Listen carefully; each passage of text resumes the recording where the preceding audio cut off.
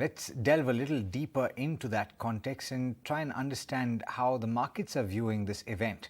We're joined now by Manish Singh, who's a CFA, Chief Investment Officer at Crossbridge Capital. Thank you so much, Manish, for joining in. Help us understand. We've seen Wall Street open, and it seems to be a cautious start to trade ahead of what is arguably the biggest event of the financial year so far, at least from the perspective of US monetary policy. The RBI, to a certain extent, stole the thunder earlier today right here in India. At least for us, we're all focusing on that. But how do you understand how the markets are looking at this event? Good evening, Alex. Clearly, this is a big event, but given the amount of preamble we have seen, we have Fed governors speaking almost every week and a few times a week. So this is a well dialed out event, I should say, given that nobody in the market, or at least very few, expect Fed not to raise rates, and also a majority of the people expect Fed to raise rates by 50 basis points. So that probably is going to happen.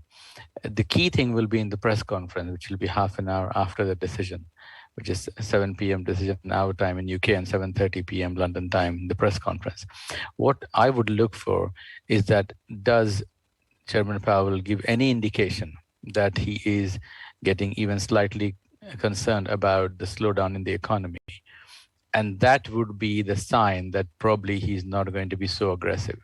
Now, having said that, if you're a central banker and if you have opportunity to create headroom for rate cuts later down the line, then you would do all to raise rates and create that headroom. So personally, I do not expect him to sound dovish. The CPI, we will get another round of CPI number next Wednesday.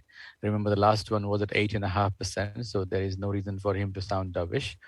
I expect that he will raise rates tonight and at the next meeting as well, and they'll create a good headroom should the economy slow down, that he will then have to either stop raising rates or cut rates. Easier to cut rates than raise rates, as you know, as we have seen with all the market gyrations. So let's see what happens, but I don't expect him to be dovish, and I expect him to signal that there'll be another rate hike next FOMC meeting of at least 50 basis points.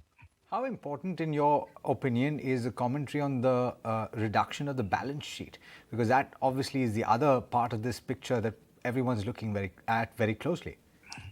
I think it's very important because in financial market, one has to understand that the liquidity is one of the big factor which gets the asset prices higher and higher considerably, as we have seen many times. Now, any reduction in that, and he's going to tell us how much he intends to reduce, will be a sign that liquidity is getting drained out. If the economic growth catches up, then I think market participants will be less worried about it. But in general, everything constant, if you take liquidity out of the market, that is a negative for the market. And I don't think anybody would argue against that. One thing that the Fed always has to do, that they shouldn't be drawing out so much of liquidity that it impedes the working of the market, or the capital requirement, or the businesses that need capital, they should get capital, because ultimately Fed starts competing for capital, and private businesses or people who want to borrow can't get capital at reasonable price, and that's bad for the economy. So Fed will be very mindful of that. But at the same time, Fed is not going to see a flattening of the yield curve or yield curve inversion, because you see that the short rates are rising as Fed keeps raising rates, and the long end has not moved a lot or moved less so. And if you start having inversion, then that's a problem for the Fed also. And one way to get your long rates higher is to basically do QT, tightening, or reduce the size of the balance sheet. So I think that is also playing at top of Fed's mind, to keep the yield curve sloping upwards, which is the natural stance or natural shape of the yield curve. Understood. Clearly, all of these factors to be watched very closely. Thank you so much for joining in and for giving us that perspective. Yeah.